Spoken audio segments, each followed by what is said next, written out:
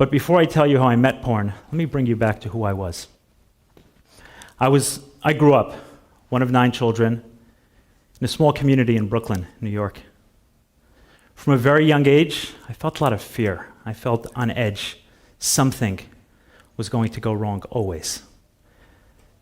The one place I didn't feel this way, in the home of my grandmother. As soon as I stepped through the threshold of her apartment, it just seemed like the noise stopped. I wasn't worried about something else happening. I was just present. And I looked forward to those times we went to her home. Unfortunately, over the years, she grew ill, and our visits to her home became less and less frequent, as did my feeling of safety.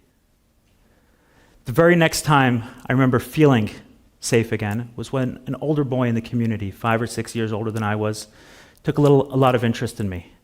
He took me to baseball games, took me to synagogue, he taught me to play computer games. And one day he brought me into his bedroom, locked the door, and used my 8-year-old body to bring himself to orgasm. And in that day again, my safety was shattered. The next time, I remember feeling that familiar, or not so familiar, feeling of safety, that feeling that I was once again in my grandma's home. So I was sitting on my couch and I heard a clink in the mailbox. Stuff were delivered. I ran over and I saw a catalog with a picture of a nice-looking woman on it. So I flipped through it and I made my way to the lingerie section. And as soon as I saw those pictures, I just felt this peace come over me. I was present. I was completely there.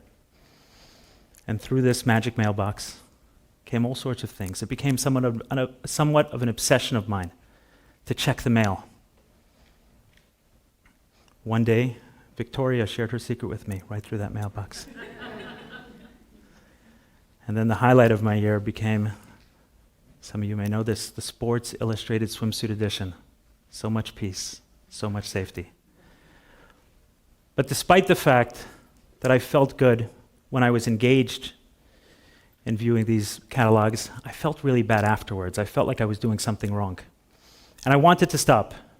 And I promised myself that every year for my birthday, I promised myself, I'm done. I'm done watching porn. And every year on my birthday, I broke my promise to myself. And it's not because I wasn't committed. I really, really wanted to. As a matter of fact, when I was 22 years old, I woke up one morning with an irritated eye. It was bothering me pretty badly. So I made an appointment at the eye doctor and I went to Mount Sinai Medical Center on Miami Beach.